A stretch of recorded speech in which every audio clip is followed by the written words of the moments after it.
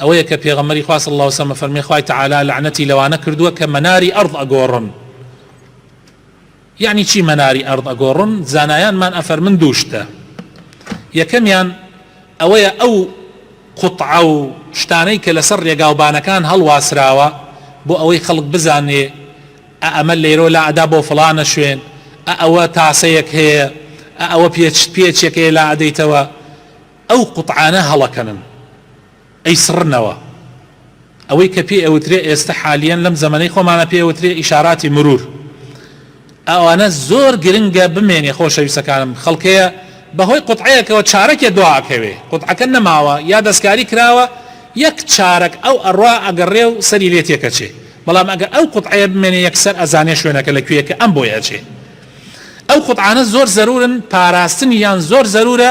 ئەگەر هەر قوتعەیەک لەوانە خەلەلێکی تێکەوت، یادخستنەوەی ئەو دائیرانەی کە بەرپرسن وەکو دائیرەی مرور یا شارەوانی لە ئەو قوتعانە زۆر گرنگە و خێرێکی گەورەیە تۆ ببیتە سەبەبەوەی ئەو قوتعانە لە شوێنی خۆیان وەکو خۆی بمێنیان تازەکرێتەوە. ئەوە خاڵی یەکەم.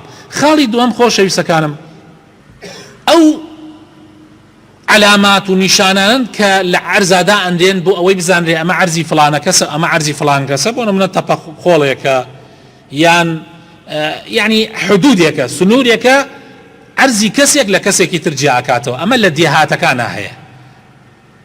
ئەمەش طبعا دوو جۆرە، جاری وایە لە شاریشا هەیە. ئەمەش دوو شێوەیە. شێوەیەک بیگۆڕی ئەو علاماتانە بگۆڕی، طبعا ئەمە تاوانێکی زۆر زۆر گەورەیە. هەر کەسێ 1 سانتیمتری بگۆڕێ، 1 سانتیمتری بگۆڕێ ئەبێ ئاگای لە خۆی بێبەری لعنەتی پێغەمبەرەکەوێ صلی الله علیه وسلم، بەری لعنەتی خواکەوێ.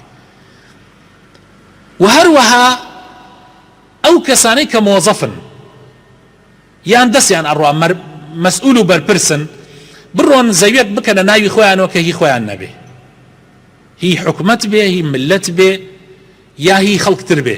ئەم ئەڕوات لە تاپۆ دەستی ئەڕوا، مۆزەفێک ئەخەڵەتێنێ، ڕەشوەی پێ ئەدا، یا هەر مۆزەفەکە خۆی لەبەر پیاوەتی ئەڕوات ناوێ گۆڕێ کاتە ناوی کەسێکی ترەوە. ئەوە طبعا لعنەتە گەورەکە بەری ئەوان ئەکەوێ. و ئەمانشی کە هی دێهاتەکان و شوێنەکانی تر ئەگۆڕن، ئەوانیش بەری ئەو لعنەتە ئەکەون. پێغەمبەری خۆشەویستمان صلی الله عليه وسلم لە حەدیثە ئەفەرمێ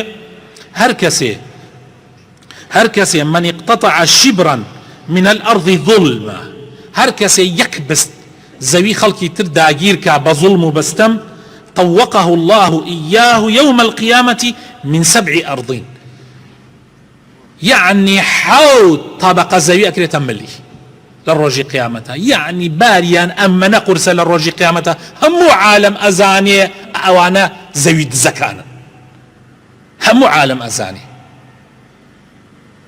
جاء بيخم عن باريزين نبينا سببي أويكوا مناري سرزوي بقره حقي وما في خلقي تربفوتي بهر جورك لجوركان.